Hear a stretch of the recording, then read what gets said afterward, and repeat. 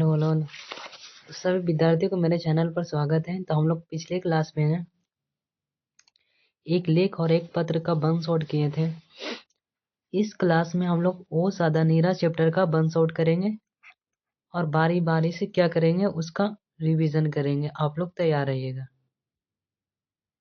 आप लोग भी रफ कॉपी ले लीजिएगा ताकि मेरे साथ साथ आप भी रिवीजन कर लेंगे।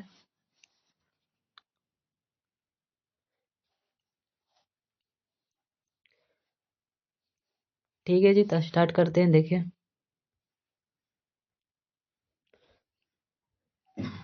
पहला क्या कह रहा है लेखक के बारे में। जगदीश चंद्र माथुर का जन्म कब हुआ था? तो 16 जुलाई 1917 को उत्तर प्रदेश के शाहजहां में हुआ था। कहाँ हुआ था? तो उत्तर प्रदेश के शाहजहां में हुआ था। जगदीश चंद्र माथुर का जन्म 16 जुलाई 1917 ईस्वी को उत्तर प्रदेश के शाहजहांपुर में हुआ था। जगदीश चंद्र माथुर एक नाटककार, साहित्यिक कर्मी एवं प्रशासन थे। तो क्या थे? जगदीश चंद्र माथुर एक नाटककार, संस्कृति कर्मी एवं प्रशासन थे। प्रारंभिक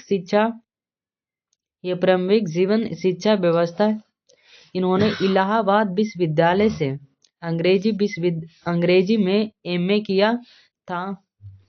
अंग्रेजी में क्या किया था? तो एमए किया था। बोले किस विषय में किया था? तो वह अंग्रेजी में एमए किया था। 1941 ईस्वी में आईएससी की परीक्षा उत्तीर्ण हुए थे। तो 1941 में आईएससी की परीक्षा क्या हुए थे? तो उत्तीर्ण हुए थे। आईएससी की परीक्षा कब उत्तीर्ण हुए थे? तो 1941 ईस्वी में हुए थे। बिहार में शिक्षा सचिव हुए थे। बिहार में शिक्षा सचिव कौन हुए थे? तो जगदीश चंद्र माथुर। बिहार में शिक्षा के सचिव कौन थे? तो जगदीश चंद्र माथुर। ऑल इंडिया रेडियो में महानिदेशक पद से होते हुए सूचना और प्रशासन मंत्रालय में हिंदी सलाहकार के पद पर सुशोभित किए। वह सूचना में प्रशासन मंत्रालय में क्या हिंदी सलाहकार के पद को सुशोभित मतलब क्या रह चुके हैं। उन्होंने वह हिंदी के सलाहकार में क्या मंत्रालय में किस सलाहकार के? तो वह हिंदी के सलाहकार के पद पर रह चुके हैं। वह मंत्रालय में किस पद पर रह चुके हैं? तो वह हिंदी के सलाहकार के पद को मतलब सुशोभित मतलब कि शोभित किए हैं। उन्होंने 1944 के सुप्रसिद्ध संस्कृति उत्सव वैशाली महोत्सव का बीजारोपण किया था। तो उन्होंने वैशाली महोत्सव का बीजारोपण कब किया था? तो 1944 ईस्वी में किया था। 1944 ईस्वी में क्या किए थे? तो वैशाली महोत्सव का बीजारोपण किसने किया था? तो जगदीश चंद्र माथुर ने किया था। जगदीश चंद्र माथुर ने वैशाली महोत्सव का क्या किया था? तो बीजारोपण किया था। इन्हें विद्यावारिधि की उपाधि से विभूषण किया गया था।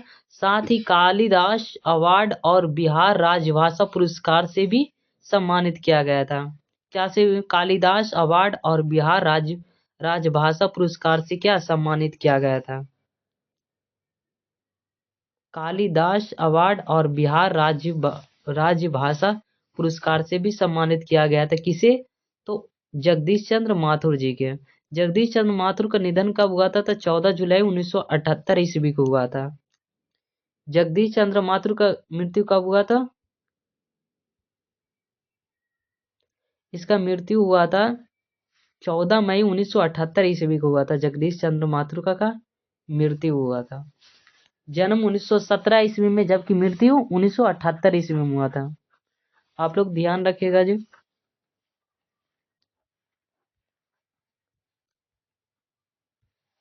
अगला पॉइंट क्या है? तो इनकी रचना है कि मेरी बांसुरी 1936 ईस्वी में, भोर का तारा, मेरी बांसुरी, भोर का तारा, ओ मेरे सपने जो 1950 ईस्वी में लिखा गया है, और भोर का तारा 1946 ईस्वी में। आप लोग की सिर्फ रचना याद रखिएगा, डेट याद करने की जरूरत नहीं है। मेरे श्रेष्ठ एकांकी, कोणार्क बंदी, शारदीय, पहला राजा, दशरथ नंदन, कुंवर सिंह की टेक, गगन सवारी, 10 तस्वीरें, रेखाचित्र, जिन्होंने जीना जाना, स्मरण, पारंपरिक शील, नाट्य, 1960 ईस्वी में लिखा गया है। बहुजन संप्रेषण के माध्यम में बोलते छंद किसका है? तो जगदीश चंद्र माथुर का है जी। ये पूछा जाएगा कि बोलते छंद किसका है? तो जगदीश चंद्र माथुर जी का।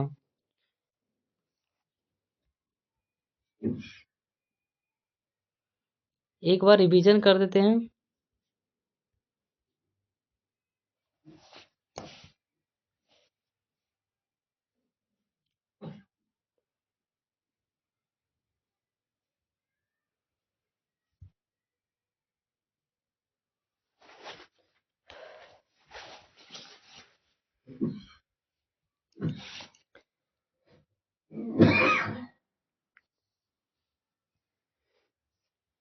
रिवीजन करा देते हैं जी।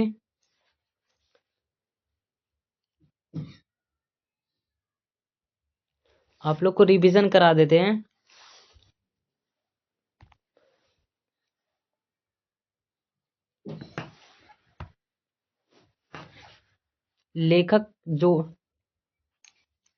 लेखक से संबंधित जितने सारा जो हिट करते हैं, क्या लेखक से जितने इंपॉर्टेंट पॉइंट हैं उसको हम देखते हैं, ठीक, ताकि ऑब्जेक्टिव हम लोग का क्या करें, हिट करें। देखिए पहला नंबर कि इनका जन्म कब हुआ था, कि जगदीश चंद्र माथुर का जन्म हुआ था, कब हुआ था? 16 जुलाई 1917 ईस्वी में हुआ था। कब हुआ था? तो 16 जुलाई 1917 ईस्वी में हुआ था।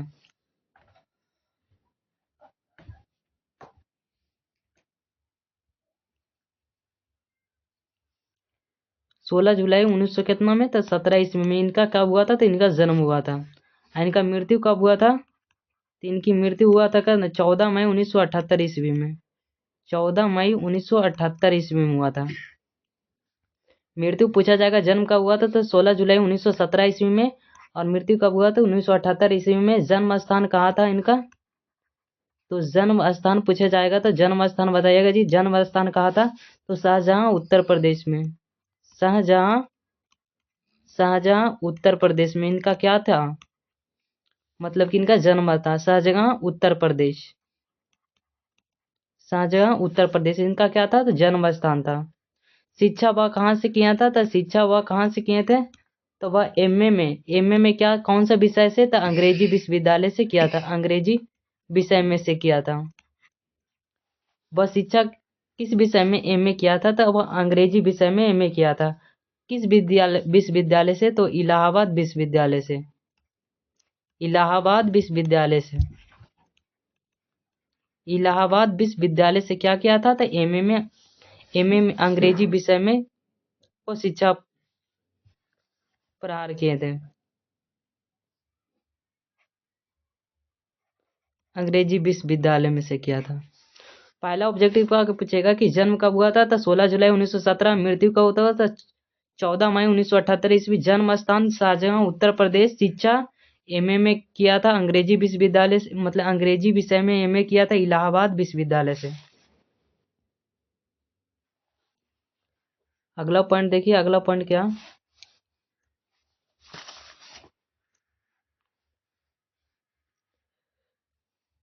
और पढ़ने के लिए जगदीश चंद्र माथुर कहाँ गया प्रशिक्षण के लिए? प्रशिक्षण के लिए मतलब जगदीश चंद्र माथुर जी पढ़ने कहाँ गए थे? तो पढ़ने के लिए वह अमेरिका गए थे। अमेरिका गया था प्रशिक्षण, यानी कि प्रशिक्षण करने के लिए कहाँ गए थे? तो जगदीश चंद्र माथुर जी अमेरिका गए थे। और जगदीश चंद्र माथुर बिहार की शिक्षा रह चुके थे। बिहार के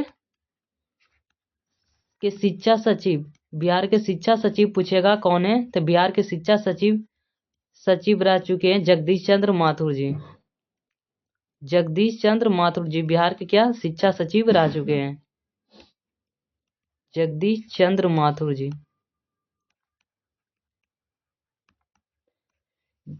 बिहार के शिक्षा सचिव कौन रह चुके हैं? तो जगदीश चंद्र माथुर जी रह चुके हैं। अगला पॉइंट जी, अगला पॉइंट में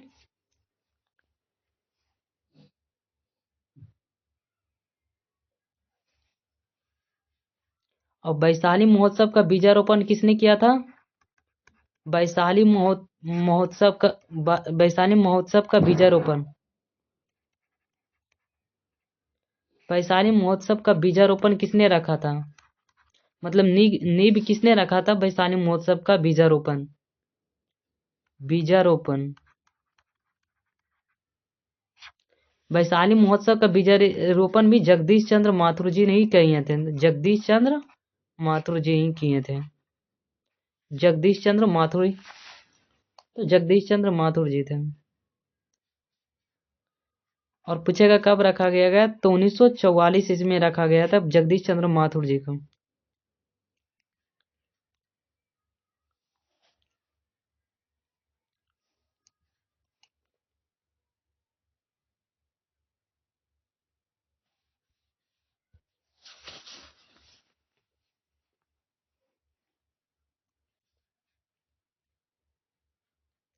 और सूचना प्रसारण में क्या रह चुके हैं? सूचना प्रसारण में, और वह किस विषय में वह सलाहकार रह चुके हैं? तो किस विषय में सलाहकार थे? तो वह हिंदी विश्वविद्यालय हिंदी विषय में सलाहकार थे। किस विषय में वह सलाहकार थे? पूछा जाएगा कि किस विषय में सलाहकार थे, तो वह हिंदी विषय में क्या थे? तो वह सलाहकार थे। कौन? जगदीश चंद्र माथुर जी।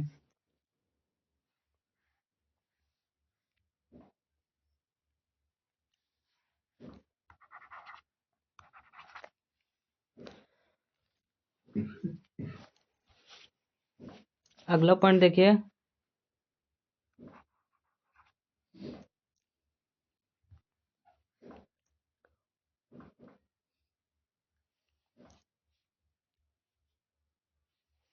देखिए पहला पॉइंट कहाँ बनेगा कि उनका जन्म कब हुआ था? तो 16 जुलाई 1917 ईस्वी में। मृत्यु कब हुआ था? तो 14 मई 1978 ईस्वी में। जन्म स्थान कहाँ था? तो शाहजहां, उत्तर प्रदेश में।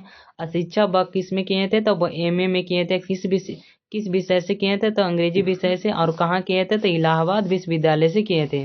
वह प्रशिक्षण यानी कि शिक्षा के लिए वह कहाँ गए थे? तो वह अमेरिका गए थे। अब बिहार के शिक्षा सचिव कौन रह चुके हैं? तो जगदीश चंद्र माथुर जी। और वैशाली महोत्सव का बीजारोपण किसने किया था? तो जगदीश चंद्र माथुर ने किया था। किसने किया था? जगदीश चंद्र माथुर ने।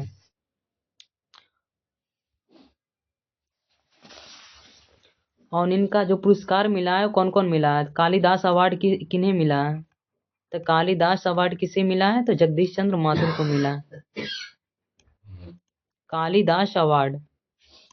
कालिदास अवार्ड किसे मिला है?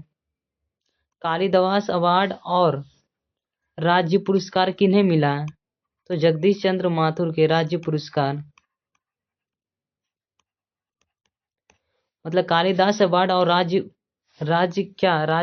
पुरस्कार किसने मिला है? तो राज्य पुरस्कार किसे मिला? जगदीश चंद्र माथुर जी को। जगदीश चंद्र माथुर जी को। जगदीश चंद्र माथुर को क्या मिला था? कालिदास अवार्ड और राज्य पुरस्कार मिला था। बिहार के राज्यसभा पुरस्कार मिला है। राज्यसभा पुरस्कार मिला किन्हें? तो जगदीश चंद्र माथुर जी को। इनका रचना था, जो रचना याद रखिएगा जी, मेरी बांसुरी। मेरी बांसुरी जो एकांकी हो, एक क्या है? एकांकी है। मेरी बांसुरी क्या है? तो एक एकांकी है।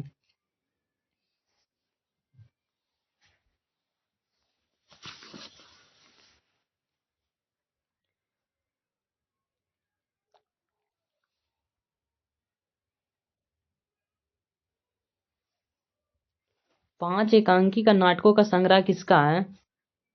तो भोर का तारा है। क्या है? पांच एकांकी नाटकों का जो संग्रह है, पांच एकांकी नाटकों का जो संग्रह है वो भोर का तारा में प्रकाशित किया गया। किस में प्रकाशन किया गया? तो भोर का तारा में। भोर का तारा में क्या किया गया था? प्रकाशन किया गया है। पांच एकांकी नाटकों का संग्रह भोर का तारा का प्रकाशन किया गया है।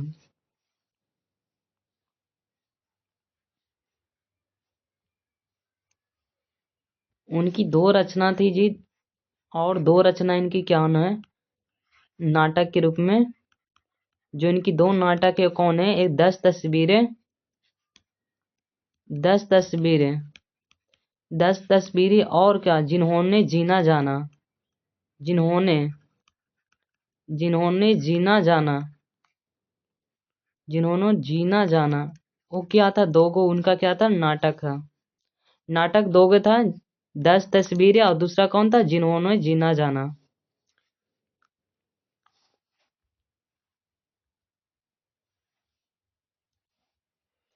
आप लोग याद हो गया कि जो पहले थे सूचना प्रशासन में क्या था, किस विषय में वह सलाहकार थे, तो वह सलाहकार वे हिंदी विषय में क्या थे, जगदीश चंद्र माथुर जी सलाहकार थे।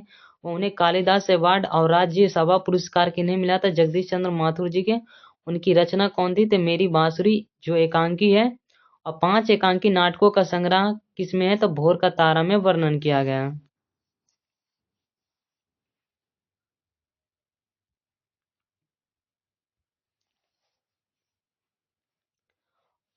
अगला जी, जगदीश चंद्र माथुर माथुर जी क्या क्या थे। जगदीश चंद्र माथुर जी, जगदीश चंद्र माथुर जी, जगदीश चंद्र माथुर क्या थे, वह क्या थे, वह लेखक थे, वह नाटककार भी थे, लेखक भी थे, नाटककार भी, संस्कृति कर्मी भी थे। संस्कृति क्या थे, तो वह संस्कृति कर्मी भी थे, तो वह एक संस्कृति कर्मी भी थे एवं प्रशासक भी थे, प्रशासक।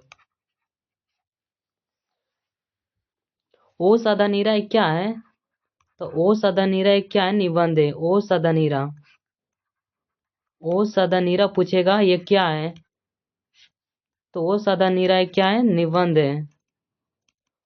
और वो कहाँ से लिया गया है, तो बोलते छंद से क्या लिया गया है, बोलते छंद से लिया गया है, बोलते छंद से लिया गया है क्या, ओ सदनीरा। ओ सदनीरा क्या है, तो एक निबंध है। और कहाँ से लिया गया है, तो बोलते छंद से लिया गया है। ओ सदनीरा किस नदी के किनारे है, वो भी ध्यान रखिएगा जी। ओ सदनीरा, ओ सदनीरा किस नदी के किनारे है, ओ सदनीरा किस नदी के किनारे है, ओ सदनीरा किस नदी के किनारे है।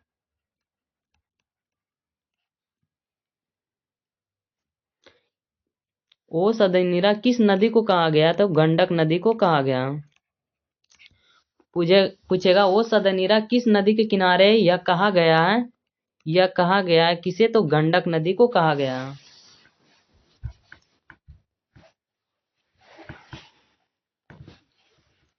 आप लोग ध्यान रखें कि जगदीश चंद्र माथुर क्या क्या थे, तो वह लेखक थे, नाटककार थे, या संस्कृति कर्मी एवं प्रशासक थे। अब पूछेगा वो सदनीरा क्या है, तो एक निबंध भी है, बोलते।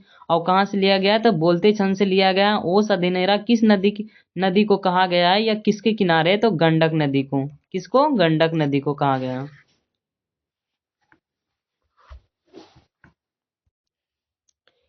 एक बार फिर से पूरा क्वेश्चन रिवीजन करा देते हैं जी। पहला कि उनका जन्म कब हुआ था, तो 16 जुलाई 1917 ईस्वी में। मृत्यु कब हुआ था, 16 मई 1978 ईस्वी में। जन्म स्थान शाहजहां उत्तर प्रदेश में। शिक्षा एमए में किया था अंग्रेजी विश्वविद्यालय, अंग्रेजी विषय से, इलाहाबाद विश्वविद्यालय से। और वह बिहार के शिक्षा सचिव नियुक्त हुए थे। और जगदीश चंद्र माथुर जी मतलब शिक्षा सचिव थे। अब वैशाली महोत्सव का बीजारोपण कब हुआ था, तो 1944 ईस्वी में। किसने किया था, तो जगदीश चंद्र माथुर ने।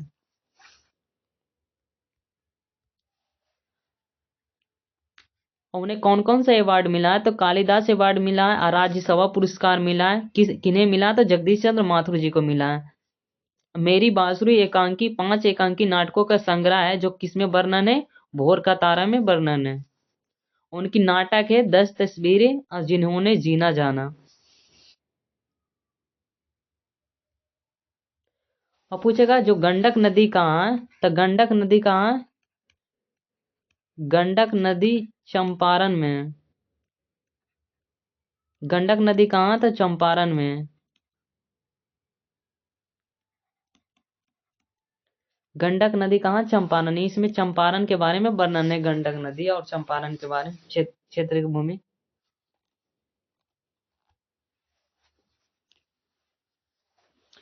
चंपारण कहाँ है जी? बिहार के किस जिले में चंपारण, मतलब कहाँ है चंपारण?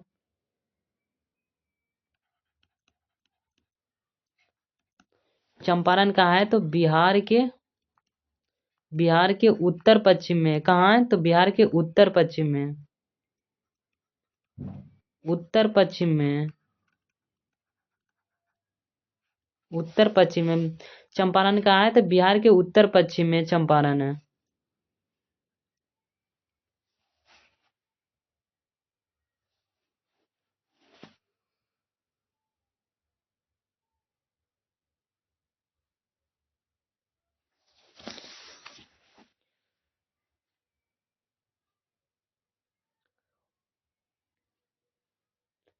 जो सदा नीरा चैप्टर है, सदा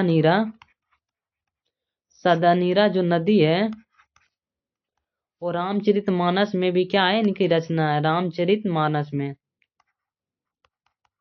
रामचरितमानस में इनकी क्या है? तो चर्चा है। रामचरितमानस में इनकी क्या है? चर्चन है।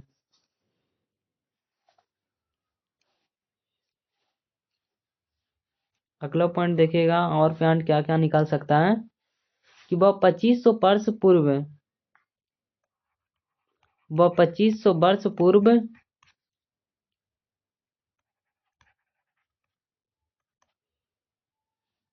और गौतम बुद्ध मौर्य और संख्यों को क्या किया था? उपदेश दिया था।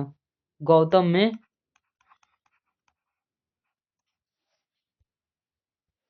वो जो सदा नीरा नदी है, वो कितने कितने वर्ष मतलब पूर्व, कितने वर्ष पहले मतलब गौतम बुद्ध आए थे? तो 25 वर्ष पूर्व मतलब गौतम बुद्ध आए थे। 2500 वर्ष मतलब पूर्व में क्या आए थे? तो गौतम बुद्ध आए थे।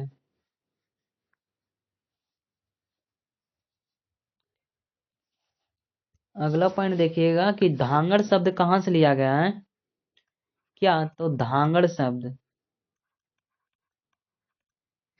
शब्द किस भाषा में लिया गया है?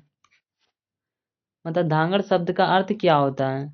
धांगड़ शब्द का अर्थ होता है भाड़े का मजदूर। क्या होता है? तो भाड़े का मजदूर। भाड़े का मजदूर को क्या कहा गया है? तो धांगड़। और किस भाषा से लिया गया है? तो किस भाषा में लिया गया? तो ओरव भाषा में। पूछेगा मतलब धांगड़ शब्द का अर्थ ओरव भाषा में क्या होता है? तो भाड़े का मजदूर। मतलब धांगड़ शब्द का अर्थ क्या होता है? भाड़े का मजदूर होता है। धांगड़ शब्द का अर्थ मतलब ओरव भाषा में क्या होता है? भाड़े का मजदूर।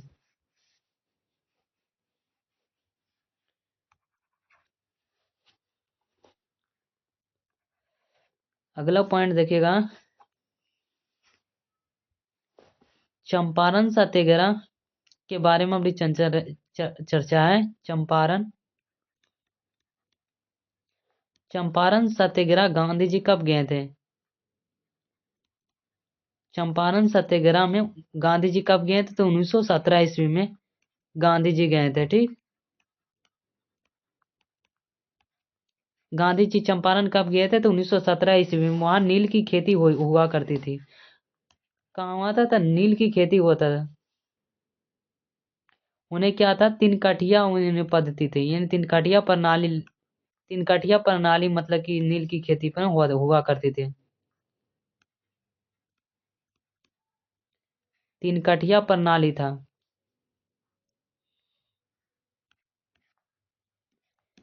नील की खेती पर कौन सा प्रणाली लगा था? तो तीन काठिया प्रणाली लगा था नील की खेती पर। पूछेगा नील की खेती पर कौन सा प्रणाली लगाया गया था? तो तीन काठिया प्रणाली। नील की खेती पर नील की खेती पर क्या? तीन काठिया प्रणाली मतलब लगाया गया था।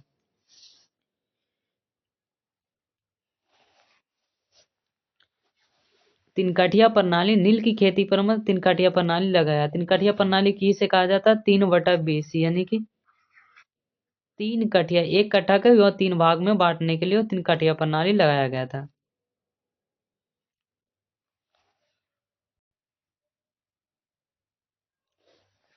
गांधी जी को किस गांव में रखा गया था? तो गांधी जी को किस गांव में रखा गया था? गांधी जी को किस गांव में रखा गया था? तो भितिहरवा गांव में रखा गया था। कौन सा गांव में? तो भितिहरवा। कौन सा गांव में रखा गया था गांधी जी को? भितिहरवा गांव में रखा गया था गांधी जी को। और कौन सा पेड़ के नीचे रखा गया था उन्हें? तो महुए के पेड़ के नीचे रखा गया था। महुए के पेड़ के नीचे। महुए के पेड़ के नीचे क्या कहा गया था? तो गांधी जी को रखा गया था। जो अमोलवा अमोलवा कोठी के साहब का जो नाम था वो क्या था? अमोलवा कोठी के साहब का नाम क्या था? अमोलवा कोठी के साहब के क्या नाम था? नाम था वो क्या था? अमलवा साहब के जो कोठी का नाम क्या था? तो एमन था। क्या था? एमन।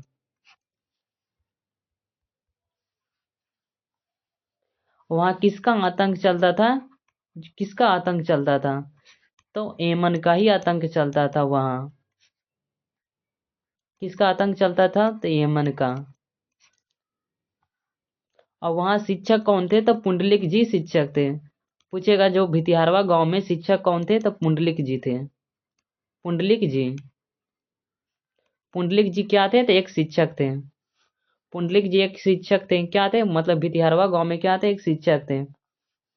और जो पुंडलिक जी के झोपड़ी पर आग लगाए थे वो किसने लगाया था? पुंडलिक जी के पुंडलिक जी के झोपड़ी में जो आग लगाया था वो किसने लगाया था?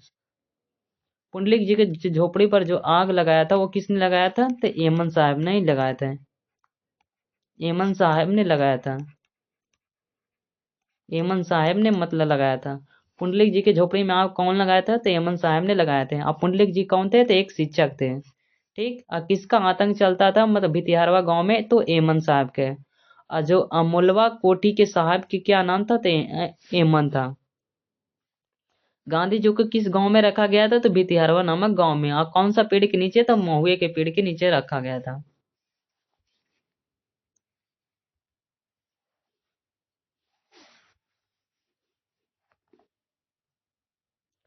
इसमें गंडक नदी का चर्चा है जी। गंडक नदी के बारे में पढ़ना है। ठीक। गंडक नदी में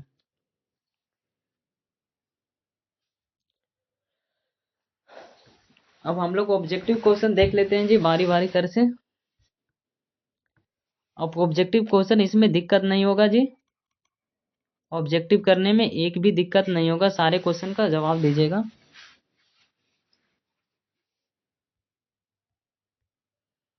देखिएगा पहला क्वेश्चन क्या कह रहा है कि ओ सदानीरा निबंध के निबंधकार का नाम कौन है? तो जगदीश चंद्र माथुर जी है। मतलब कि ओ सदानीरा के निबंधकार कौन है? तो जगदीश चंद्र माथुर जी है। अगला क्वेश्चन देखिए। अगला क्वेश्चन क्या कह रहा है कि जगदीश चंद्र माथुर का जन्म कब हुआ था? जगदीश चंद्र माथुर का जन्म हुआ था 16 जुलाई 1917 ईस्वी में। कब हुआ था? तो 16 जुलाई 1917 ईस्वी में किनका मतलब जन्म हुआ था? जगदीश चंद्र माथुर का। जगदीश चंद्र माथुर का निधन कब हुआ था? तो उनका निधन 14 मई 1978 ईस्वी में निधन हुआ था।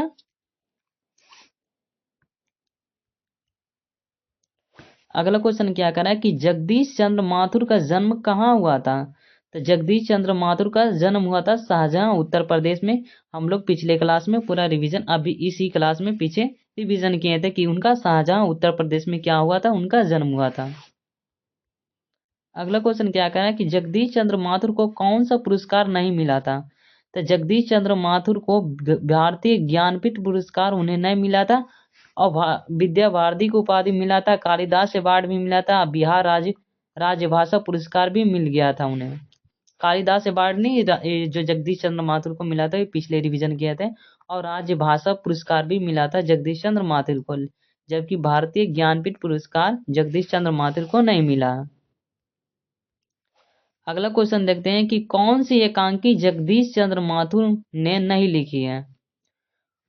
तो मेरी बांसुरी पहला राजा दशरथ ये लिखी है जी। एक आषाढ़ एक दिन लोहा सिंह ये नहीं लिखा। ओ मेरे सपने ये जगदीश चंद्र माथुर का ही है।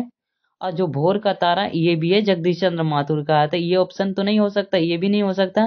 अब मेरी बांसुरी ये भी क्या मतलब कि लिखा हुआ है किसका, जगदीश चंद्र माथुर का। और बोल रहा है किसने मतलब नहीं लिखा है, तो आषाढ़ का एक दिन वो क्या है, जगदीश चंद्र माथुर का नहीं लिखा हुआ। अगला क्वेश्चन क्या का है, बहुजन संप्रेषण के माध्यम पुस्तक किसने लिखा है, बहुजन जो संप्रेषण के माध्यम पुस्तक किसने लिखा है, तो जगदीश चंद्र माथुर ने लिखा है। अगला क्वेश्चन देखिए, अगला क्वेश्चन क्या कह रहा है कि परंपराशील नाट्य पुस्तक किसने लिखा है, तो परंपराशील जो नाट्य पुस्तक किसने लिखा है, तो जगदीश चंद्र माथुर ने लिखा है। अगला क्वेश्चन देखिएगा, अगला क्वेश्चन कह रहा है कि कौन सी रचना जगदीश चंद्र माथुर की नहीं है, तो जगदीश चंद्र माथुर की रचना सुखमय जीवन नहीं है। ये सुखमय जीवन उस चैप्टर नंबर 2 में चर्चा किया गया है कि कौन सी रचना जगदीश चंद्र माथुर की है, तो जगदीश चंद्र माथुर की रचना ओ सदा नीरा है। वो किसका है, तो जगदीश चंद्र माथुर जी का है। अगला क्वेश्चन देखिएगा, अगला क्वेश्चन क्या कर रहा है कि कौन सी रचना जगदीश चंद्र माथुर की है, तो कौन सी रचना जगदीश चंद्र माथुर की है, गगन सवारी ओ मेरे सपने वो भी है जगदीश चंद्र माथुर जी का है, भोर का तारा भी जगदीश चंद्र माथुर का है। ये उपर्युक्त सभी है किस किनका है, तो जगदीश चंद्र माथुर जी का है। अगला क्वेश्चन देखते हैं, अगला क्वेश्चन क्या कह रहा है कि कौन सी रचना जगदीश चंद्र माथुर जी के नहीं है, कौन सी रचना जगदीश चंद्र माथुर की नहीं है, तो कौन सी नहीं है, शिक्षा। शिक्षा किसका है, तो जे कृष्ण मूर्ति का, जबकि मेरी बांसुरी उन्हीं का है, पहला राजा उन्हीं का है, दशरथ नंदन भी उन्हीं का है। जबकि शिक्षा किसका है, तो जे कृष्ण मूर्ति का है, वो चैप्टर नंबर 14 पढ़ेंगे उसमें देखेंगे। अगला क्वेश्चन देखिएगा क्या कह रहा है, लेखक जगदीश चंद्र माथुर का कार्य क्षेत्र था वो कौन था, तो बिहार, वो बिहार में ही सारा काम करते थे लेखक जगदीश चंद्र माथुर जी। अगला क्वेश्चन देखिएगा कि वैशाली महोत्सव का बीजारोपण किसने किया था, तो जगदीश चंद्र माथुर ने वैशाली महोत्सव का बीजारोपण किया था। अगला क्वेश्चन क्या करा कि कौन सी कृति माथुर जी की ही नहीं है, तो माथुर जी की कौन सी कृति नहीं है, मेरी बांसुरी उन्हीं का है, बंदी जीवन उन्हीं का है, बंदी उन्हीं का है। जबकि बंदी जीवन बोलेगा तो सचिंद्र नाथ सन्यानकी का है। और कोणार्क भी उन्हीं का नहीं, उन्हीं का है। कौन नहीं है, तो रेशमिताई उन्हीं का नहीं है। Option number C. अगला क्वेश्चन देखते हैं, अगला क्वेश्चन क्या कह रहा है कि कौन सी कृति माथुर जी की है, माथुर जी की कौन सी कृति है, तो भोर का तारा क्या है, माथुर जगदीश चंद्र माथुर जी का ही है भोर का तारा। अगला क्वेश्चन देखते हैं, अगला क्वेश्चन क्या कह रहा है कि ओ सदनीरा के लेखक कौन है, तो ओ सदनीरा के लेखक जौन है जगदीश चंद्र माथुर जी हैं। ओ सदनीरा के लेखक कौन है, जगदीश चंद्र माथुर जी हैं। अगला क्वेश्चन देखते हैं, अगला क्वेश्चन क्या कह रहा है कि जगदीश चंद्र माथुर ने आईएससी की परीक्षा किस वर्ष उत्तीर्ण हुआ था। आईएससी की परीक्षा कब हुए थे, तो जब 1941 ईस्वी में थे, तो 1941 में तो वह आईएससी की परीक्षा पास किए थे। अगला क्वेश्चन देखते हैं जी, अगला क्वेश्चन क्या कह रहा है कि जगदीश चंद्र माथुर ने किस विषय में एमए किया था। जगदीश चंद्र माथुर ने किस विषय में एमए किया था, तो अंग्रेजी विश्वविद्यालय मतलब अंग्रेजी विषय में एमए किया था, वह इलाहाबाद विश्वविद्यालय से किए थे। अगला क्वेश्चन क्या कह रहा है कि ऑल इंडिया रेडियो में माथुर जी किस पद पर रहते थे, तो वह महानिदेशक के रूप में रहते थे। ऑल इंडिया रेडियो में माथुर जी किस पद पर रहते थे, तो महानिदेशक के पद पर रह चुके हैं।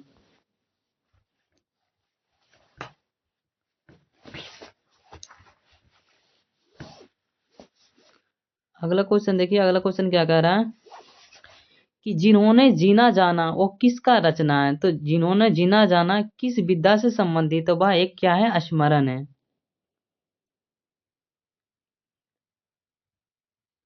ये जिन्होंने जीना जाना एक क्या है, तो वह एक स्मरण है।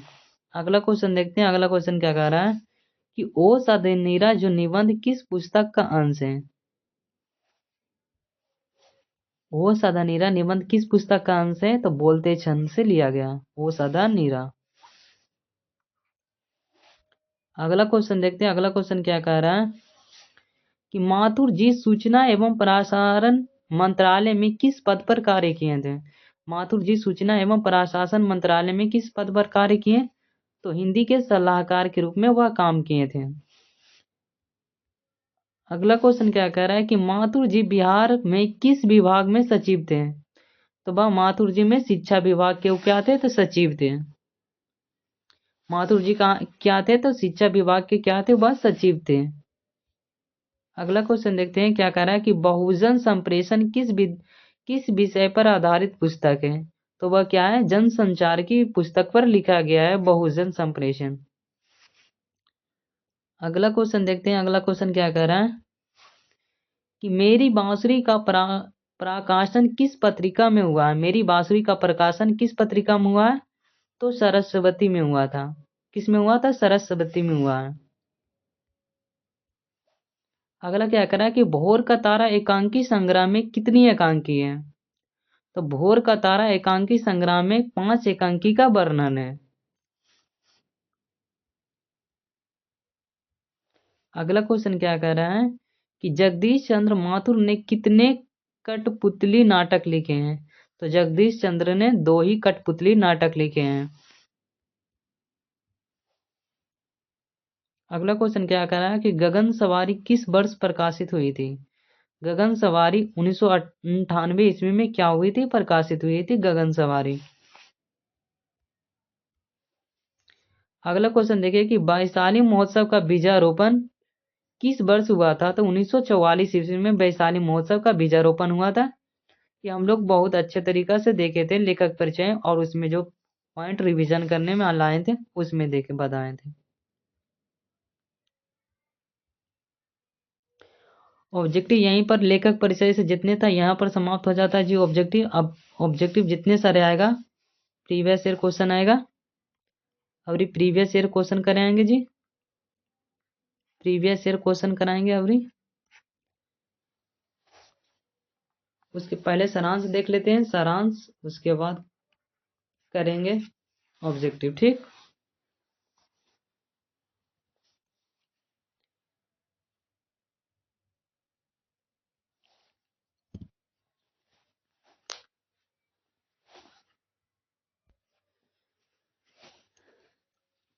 वो सदन हीरा चैप्टर का क्या कर रहे हैं तो आप सारांश देख लेते हैं। ठीक, सारांश स्टार्ट करते हैं।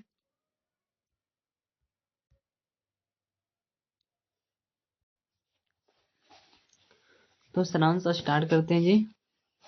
क्या कह रहा है कि प्रस्तुत पाठ में जगदीश चंद्र माथुर गंडक की चंचला चंचला चंचलता और उसके इर्द गिर्द विकसित हुए संस्कृति का जिक्र करते हैं। तो जो जगदीश चंद्र माथुर जी गंडक की चंचलता और उसके इर्द गिर्द विकसित हुई संस्कृति का जिक्र करते हैं। लेखक कहते हैं कि 12वीं सदी से लगभग 300 वर्ष तक कर्नाटक जो वंश है, कर्नाट वंश का राज्य था। कितना सौ वर्ष तक? तो 300 वर्ष तक। ये भी ध्यान रखिएगा जी, कितना वर्ष तक? तो 300 वर्ष तक। 300 वर्ष तक क्या थे?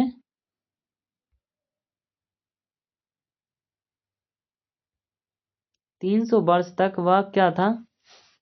300 वर्षों तक कर्नाट वंश का राज्य था। प्रथम राजा नन्दिदेव चालुक्य के राजा सोमेश्वर पुत्र आदित्य के सेनापति नेपाल और मिथिला की विजय यात्रा पर आए और फिर यही बस गए सब। 1325 ईस्वी में कर्नाट वंश के राजा हरि सिंह देव को गयासुद्दीन तुगलक का सामना करना पड़ा। ये पूछता है जी ऑब्जेक्टिव में कि हरि सिंह को किसको सामना करना पड़ा था? गया गयासुद्दीन तुगलक का सामना करना पड़ा। हरि सिंह देव को किसका सामना करना पड़ा? तो गयासुद्दीन तुगलक का सामना करना पड़ा। उस वक्त गयासुद्दीन तुगलक ने वृक्षों की कटाई कर हरि सिंह देव के महल तक का रास्ता बनाया और हरि सिंह देव को नेपाल का भागना पड़ा। हरि सिंह देव को कहाँ भागना पड़ा? तो नेपाल भागना पड़ा।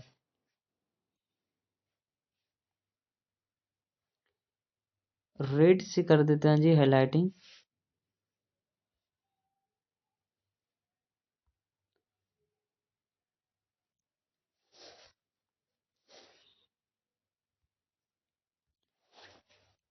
अगला पॉइंट क्या है कि तब से जो वृक्ष की कटाई शुरू हुई वह अभी तक बनी हुई है, जिस कारण सदनीरा नदी गंडक बरसाते के मौसम में भयानक बाढ़ लाती है।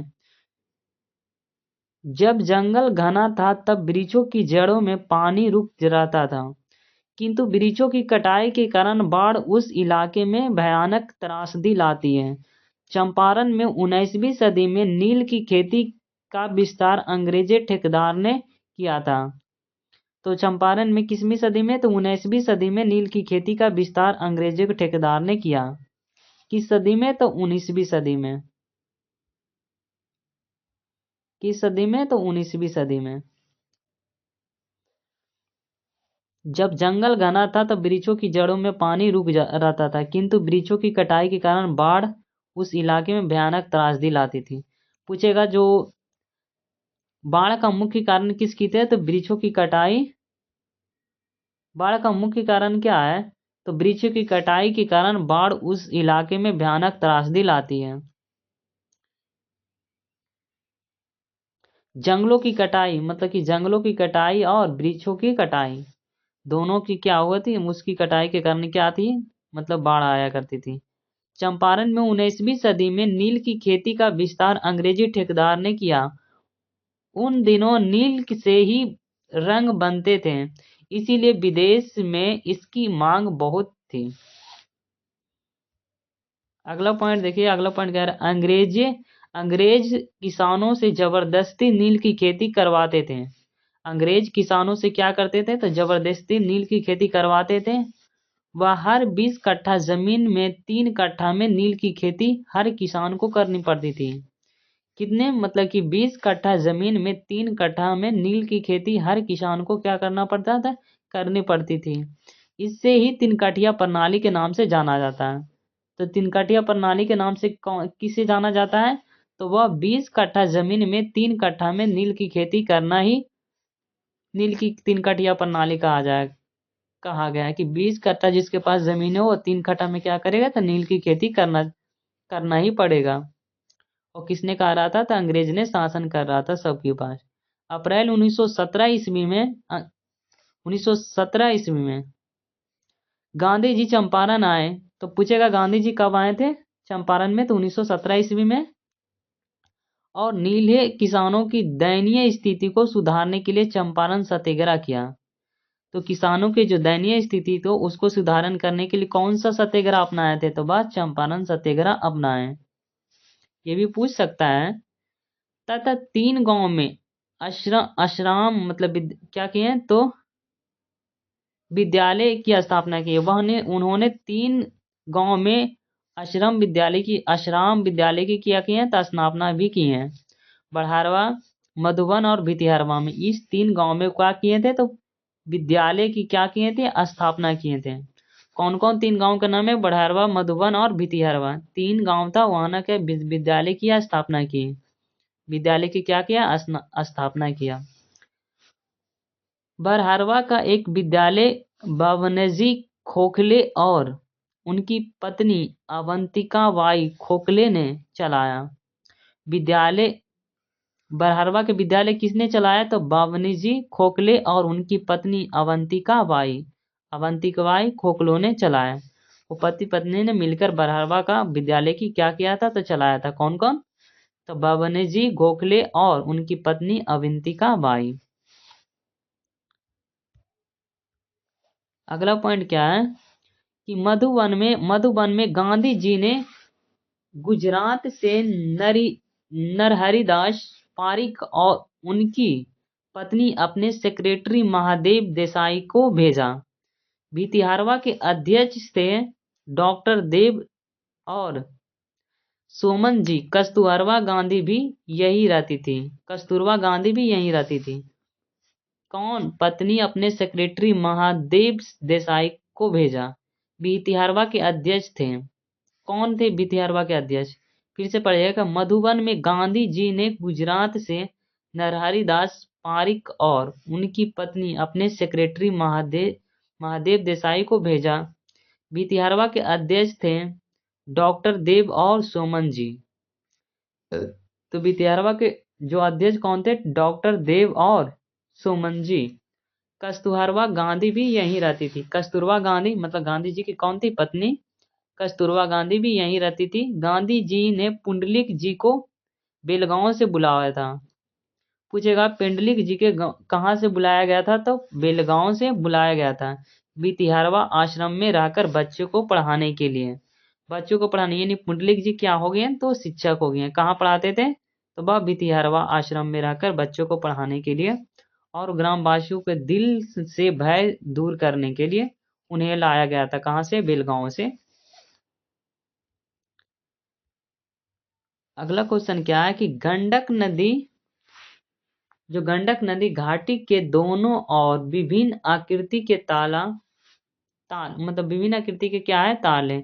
इन तालों का चौर और मन कहते हैं। इन तालों को क्या कहते हैं? चौर और मन कहते हैं। चौर उथले ताल हैं। ये भी ऑब्जेक्टिव में पूछा जाता है कि चौर क्या है? तो उथले ताल है। चौर क्या है? तो उथले ताल है जिन्हें पानी जाड़ों और गर्मियों में कम हो जाता है और खेती भी होती है। मन विशाल और गहरे ताल को कहते हैं। मन विशाल और गहरे को ताल कहते हैं। एक ताल सरयमन जिसका पानी स्थिर रहता है। सरयमन जिसका पानी क्या? स्थिर रहता है।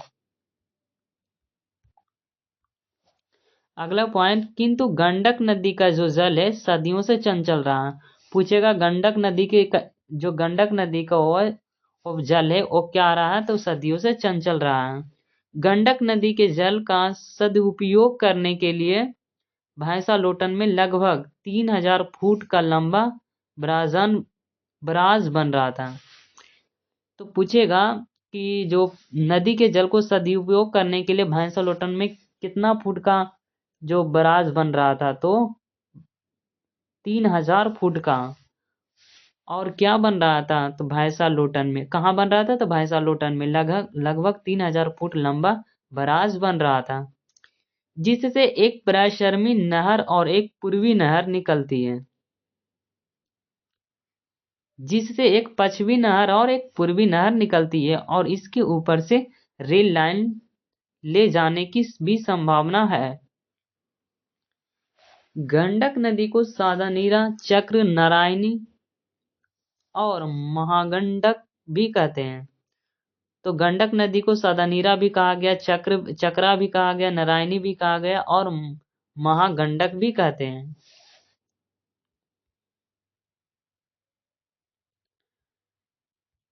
और हम लोग प्रीवियस PYQ भी कर लेते हैं, प्रीवियस ईयर क्वेश्चन। क्या करते हैं? तो प्रीवियस ईयर क्वेश्चन हम लोग कर लेते हैं। प्रीवियस ईयर क्वेश्चन PYQ, ठीक। PYQ क्वेश्चन कर लेते हैं, उसके बाद क्वेश्चन आंसर कर लेंगे।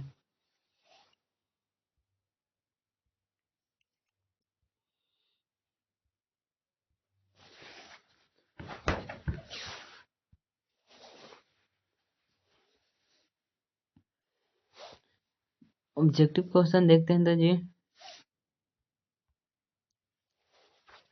ऑब्जेक्टिव क्वेश्चन पहला क्या है कि बहुजन संप्रेषण के माधव पुस्तक किसने लिखा है? तो जो बहुजन संप्रेषण के माध्यम का पुस्तक किसने लिखा है? तो जगदीश चंद्र माथुर ने लिखा है। किसने लिखा है? जगदीश चंद्र माथुर ने लिखा है। अगला क्वेश्चन देखते हैं। अगला क्वेश्चन क्या कह रहा है कि निम्नलिखित में से कौन सी रचना जगदीश चंद्र माथुर की है? तो जगदीश चंद्र माथुर की रचना कौन है? तो ओ सदानीरा किसकी है? तो जगदीश चंद्र माथुर जी का है। अगला क्वेश्चन क्या कह रहा है कि ओ सदानीरा शीर्षक पाठ किस विधा के अंतर्गत आता है? तो ओ सदानीरा जो शीर्षक पाठ की विधा है क्या है? वो एक निबंध है। ओ सदानीरा एक क्या है? एक निबंध है। अगला क्वेश्चन देखते हैं कि जगदीश चंद्र माथुर मूलतः क्या थे? तो जगदीश चंद्र माथुर एक क्या था? एक निबंधकार थे। निबंध के लेखक को निबंधकार ही कहते हैं। अगला क्वेश्चन क्या कह रहा है कि ओ सदा नीरा निबंध बिहार के किस क्षेत्र की संस्कृति पर लिखी गई है? तो ओ सदा नीरा जो बिहार के किस क्षेत्र की संस्कृति पर लिखी गई है? तो चंपारण के, बिहार के चंपारण पर लिखा गया ओ सदा नीरा। अगला क्वेश्चन क्या कह रहा है कि चंपारण क्षेत्र में बाढ़ का जो मुख्य कारण है वो क्या है? तो जंगलों का कटना, नदियों का अधिकता, नदियों की तीव्रता। तो जंगलों को क्या कटना, जंगलों का कटना ही चंपारण क्षेत्र में बाढ़ का मुख्य कारण था। माथुर जी किस राज्य के शिक्षा सचिव नियुक्त हुए थे? तो माथुर जी बिहार के शिक्षा सचिव नियुक्त हुए थे। बिहार के शिक्षा सचिव नियुक्त हुए थे कौन? माथुर जी। अगला क्वेश्चन कहता है कि 12वीं सदी के लगभग 300 वर्ष तक किस वंश का शासन था? तो कर्नाटक वंश का यह शासक था। कि 12वीं सदी के लगभग 300 वर्ष तक किस वंश का शासन था? तो कर्नाटक वंश का शासक था। अगला क्वेश्चन देखते हैं कि अंग्रेजी ठेकेदार ने किस चीज की खेती का विस्तार किया था? तो किस चीज की खेती का विस्तार किया था? तो नील की खेती का विस्तार किया था अंग्रेजी ठेकेदारों ने। वह 20 कट्ठा में 3 कट्ठा पर नील की खेती उपजाने के लिए अंग्रेज ने हमारे जो किसान हैं उस पर क्या करते था? अत्याचार करते था।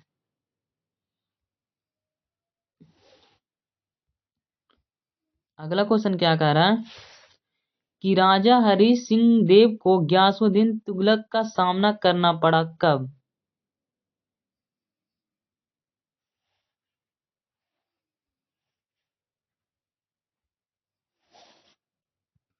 तो 1325 ईस्वी में राजा हरि सिंह देव को क्या गयासुद्दीन तुगलक का क्या करना पड़ा? तो सामना करना पड़ा।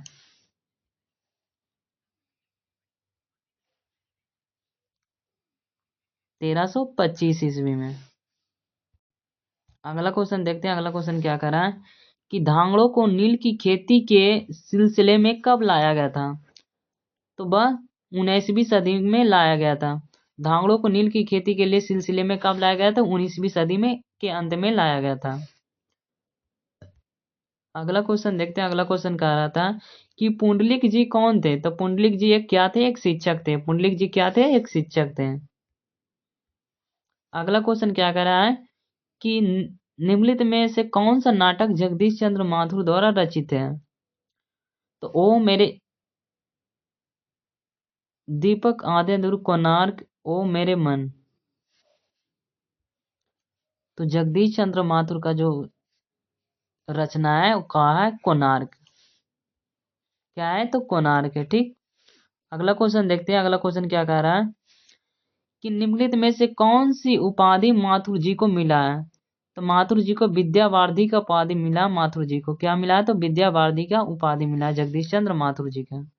अगला क्वेश्चन देखते हैं। अगला क्वेश्चन क्या कह रहा है कि माथुर जी को भितिहारवा पहुंचने पर कौन मिले थे? माथुर जी को भितिहारवा पहुंचने पर कौन मिले थे? तो पुंडलिक जी मिले थे। अगला क्वेश्चन देखते हैं। अगला क्वेश्चन क्या कह रहा है कि पुंडलिक जी ने निर्भीकता किससे सीखी है? पुंडलिक जी निर्भीकता किससे सीखे हैं? गोखले जी से सीखे थे। किससे सीखे थे? तो गोखले जी से सीखे थे। पुंडलिक जी ने निर्भीकता किससे सीखे थे? गोखले जी से सीखे थे। अगला क्वेश्चन देखते हैं कि कर्नाट वंश के राजा हरि सिंह को किसका मुकाबला करना पड़ा था? गयासुद्दीन तुगलक का सामना पड़ा था। कर्नाट वंश के राजा हरि सिंह को किसका मुकाबला करना पड़ा? तो गयासुद्दीन तुगलक का सामना करना पड़ा। अगला क्वेश्चन क्या कह रहा है कि चंपारण में धांगड़ कहाँ से आए थे? तो चंपारण में धांगड़ छोटा नागपुर से आए थे। छोटा नागपुर जो बिहार। अगला क्वेश्चन देखते हैं। अगला क्वेश्चन क्या कह रहा है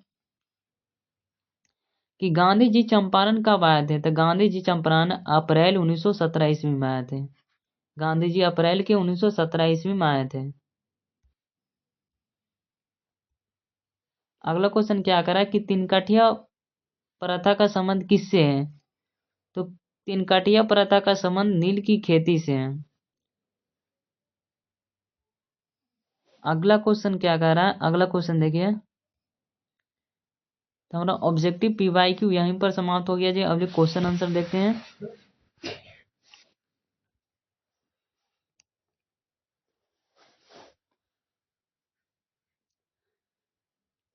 तो हम लोग देखिए ध्यान से क्वेश्चन आंसर देखते हैं। वो सादा नहीं रखा।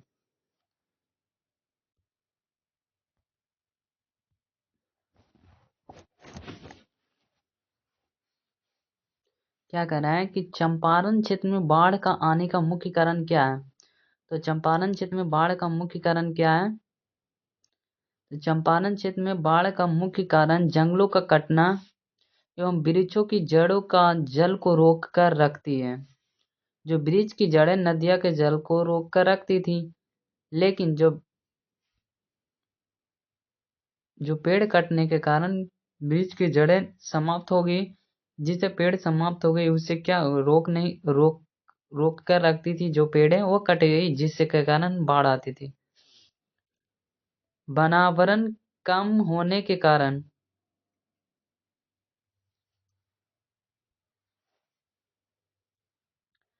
कि चंपारण क्षेत्र में बाढ़ आने का मुख्य कारण क्या था। चंपारण क्षेत्र में बाढ़ का मुख्य कारण है जंगलों का कटना एवं वृक्ष की जड़ें की नदियां, जो वृक्ष की जड़ें हैं नदियां की जल को रोक कर रखती है। वनावरण कम होने के कारण, जो वन हमारे जो कम होने के कारण मिट्टी का जो कसाव कम होती गई और जल की धाराएं तीव्र होती गई।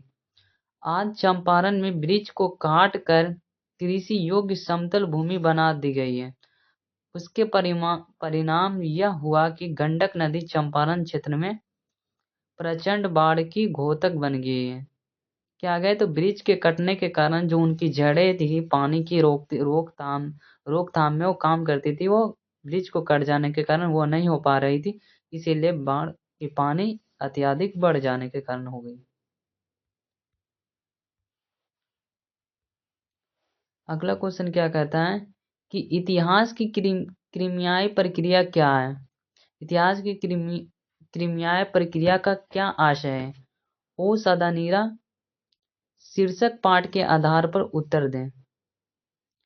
क्या कह रहा उत्तर में, ओ सदानीरा पाठ के आधार पर इतिहास की क्रिमियाई प्रक्रिया का आशय यह है कि चंपारण की धरती पर अनेक वंश के बिल्कुल कुल के लोग आए और बसते गए। यहाँ 12वीं सदी से लगभग 13 वर्ष तक कर्नाटक वंश के राजा था। 1325 में गयासुद्दीन तुगलक के आक्रमण के पश्चात तत्कालीन राजा हरिश्चंद्र देव ने नेपाल भाग गए। क्या आक्रमण के पश्चात तत्कालीन राजा हरिश्चंद्र कहाँ देव नेपाल में भाग गए। 2500 वर्ष पहले यहाँ गौतम बुद्ध भी आए थे। कितने वर्ष पूर्व, तो 25 वर्ष पूर्व। कितने वर्ष पूर्व, तो 28 वर्ष पहले गौतम बुद्ध भी आए थे। यहाँ 18वीं शताब्दी के अंत में दक्षिण बिहार के छोटा नागपुर पठार से धांगरो, यानी भारत के मजदूर को धांगरो कहा गया है, का भी आगमन हुआ था। तो दक्षिण बिहार के छोटा नागपुर पठार से धांगड़ो यानी भाड़े के जो मजदूर होते हैं, भारत के मजदूर का भी आगमन हुआ था। दक्षिण बिहार के गया जिले से भूइयां लोग भी नील की खेती के लिए आए थे। तो दक्षिण बिहार के किस जिले से, तो भूइयां लोग भी आए थे। गया जिले से भूइयां लोग भी आए थे। किस जिला से, तो गया जिला से।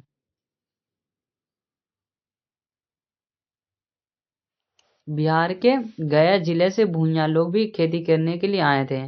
और बिहार के जो दक्षिणी बिहार के छोटा नागपुर पठार से कहाँ धांगड़ लोग आए थे। उर्वरा भूमि संपदा से आकर्षित होकर ब्रिटिश अधिकारों भी यहाँ आए। इस भूमि ने सभी को आश्रय प्रदान किया। इस भूमि सबको क्या किया था, आश्रय दान पुरस्कार किया। गयासुद्दीन तुगलक का जो सामना करना पड़ा वो कब करना पड़ा, तो 1325 ईस्वी में। ये ऑब्जेक्टिव में भी आया करता है।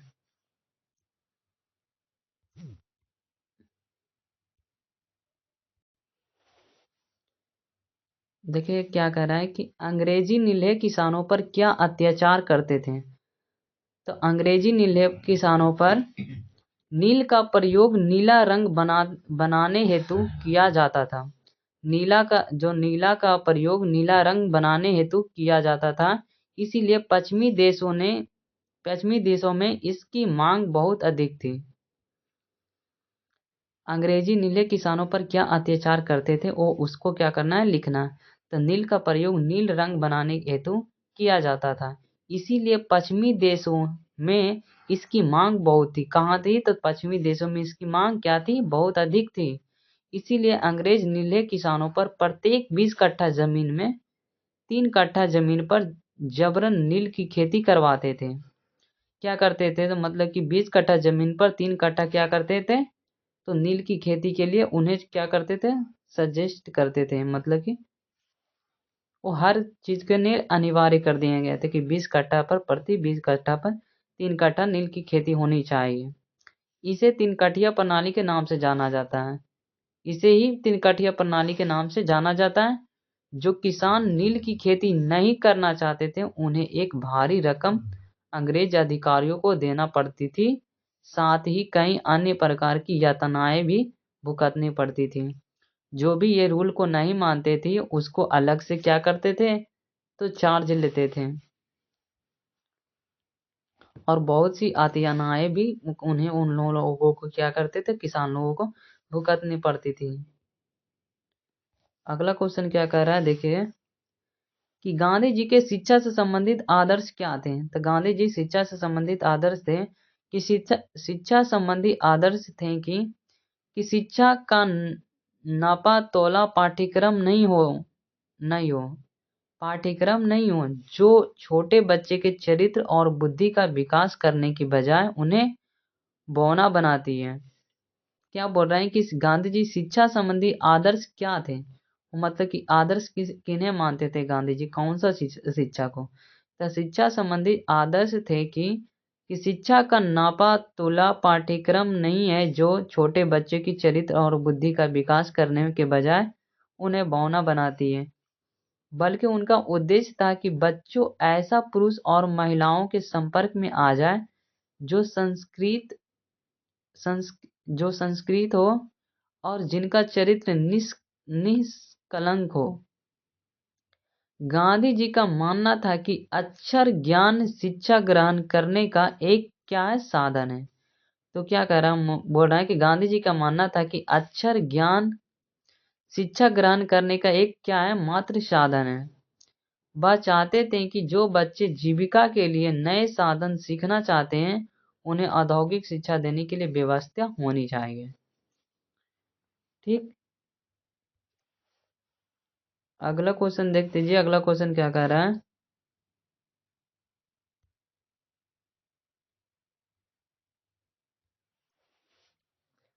कि गांधी जी के चंपारण आंदोलन की किन 2 सीखों का उल्लेख लेखक ने किया है।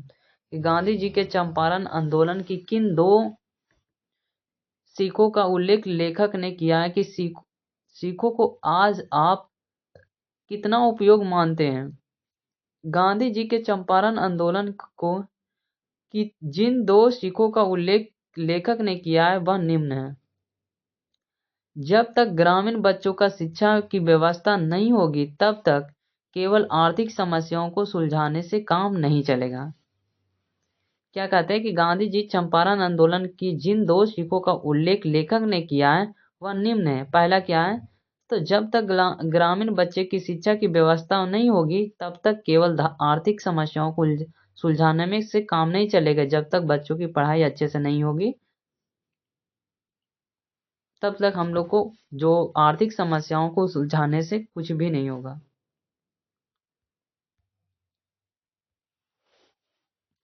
अगला दूसरा पॉइंट क्या था कि बिना छानबीन किए किसी मामले पर कुछ बोलना या लिखना नहीं। कि बिना छानबीन की किसी मामले पर कुछ बोलना या लिखना नहीं।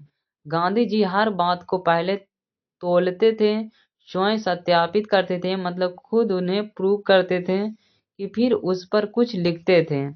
आज के समय में ये दोनों ही सीख उपयोगी है। प्रत्येक व्यक्ति सर्वप्रथम अपनी शिक्षा को सुहृदय मतलब कि यह सुदृढ़ करना चाहिए। सुहृदय करना चाहिए मतलब खुद को मतलब उचेक करना चाहिए, तभी वह अपनी जिंदगी में कुछ बेहतर कर सकता है। साथ ही कभी कभी बिना सत्यापित किए किसी भी मुद्दे पर आने अपने विचार प्रकट नहीं करना चाहिए, कि बिना सिद्ध किए ही खुद को सिद्ध करना ही उस अपने विचार को प्रकट भी नहीं करनी चाहिए। अगला क्वेश्चन क्या है कि चंपारण में शिक्षा की व्यवस्था के लिए गांधी जी ने क्या किया। तो चंपारण में शिक्षा के लिए गांधी जी ने प्रस्तुत प्रश्न आधुनिक काल के प्रसिद्ध नाटककार जगदीश चंद्र माथुर रचित निबंध ओश अधनीरा से लिया गया है, जिसके अनुसार चंपारण में शिक्षा की व्यवस्था के लिए राष्ट्रपति महात्मा गांधी जी ने 3 गांवों में आश्रम विद्यालय की स्थापना की थी। बढ़ारवा में, मधुबन और भितिहारवा में। 3 गांव किसमें? तो बढ़ारवा में, मधुबन और भितिहारवा में। और उन विद्यालयों में नियमित संचालन के लिए उन्होंने दूसरे राज्यों से शिक्षकों को बुलाया था। और गांधी जी ने क्या किया था तो कि दूसरे राज्यों को शिक्षकों को बुलाए थे पढ़ाने के लिए अपना भितिहारवा गांव में, बढ़ारवा, भितिहारवा और मधुबन में। अगला क्वेश्चन क्या कह रहा है कि पुंडलिक जी कौन थे। तो पुंडलिक जी एक शिक्षक थे जिन्होंने सन 1917 में गांधी जी ने बेलगांव से बुलाया था। पुंडलिक जी कौन थे? पुंडलिक जी एक शिक्षक थे जिन्होंने सन 1917 में गांधी जी ने बेलगांव से बुलाया था अपने भितिहारवा आश्रम में रहकर बच्चे को पढ़ाने के लिए और ग्रामवासियों के हृदय से भय को दूर करने के लिए पुंडलिक जी मतलब बुलाए थे। फिर से पढ़ेगा क्या कह रहा है कि पुंडलिक जी एक शिक्षक थे जिन्होंने सन 1917 में गांधी जी ने बेलगांव से बुलाया था अपने भितिहारवा आश्रम में रहकर बच्चे को पढ़ाने के लिए और ग्रामवासियों के हृदय से भय को दूर करने के लिए। ठीक, दूर करने के लिए। अगला पॉइंट क्या कह रहा है कि चौर और मन किसे कहते हैं, वे कैसे बने और उनके में क्या अंतर है।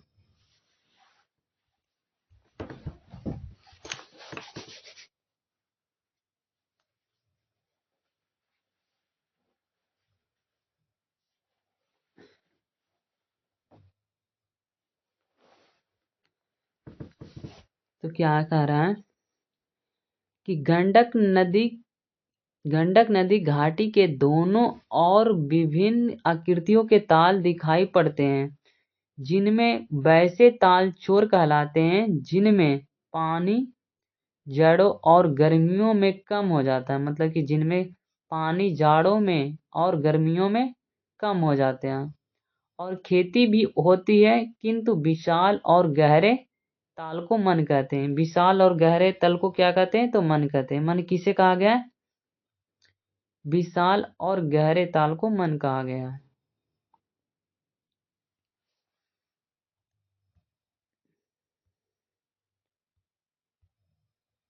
यहीं तक ही जी क्वेश्चन समाप्त हो गया, क्वेश्चन आंसर।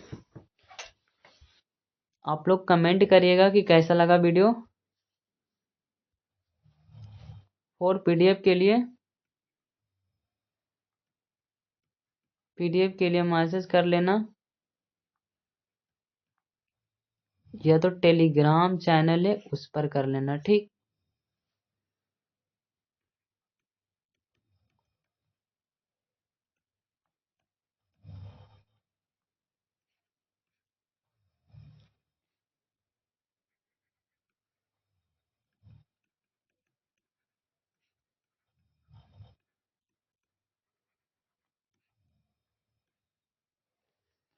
रिवीजन करने के लिए पीडीएफ पूरा ही फ्री ही रहेगा, आप लोग रिवीजन कर लीजिएगा। ओके,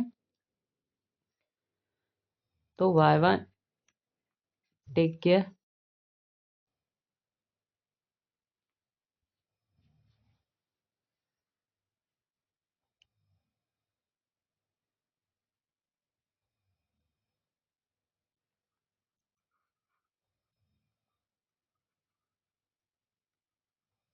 रिवीजन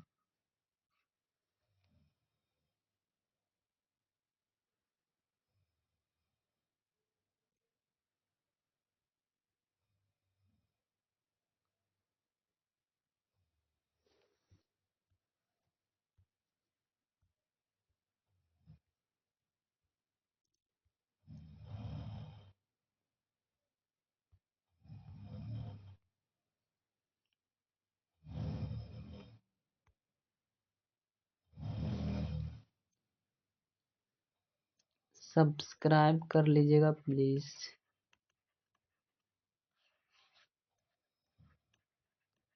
PDF फ्री कर देंगे।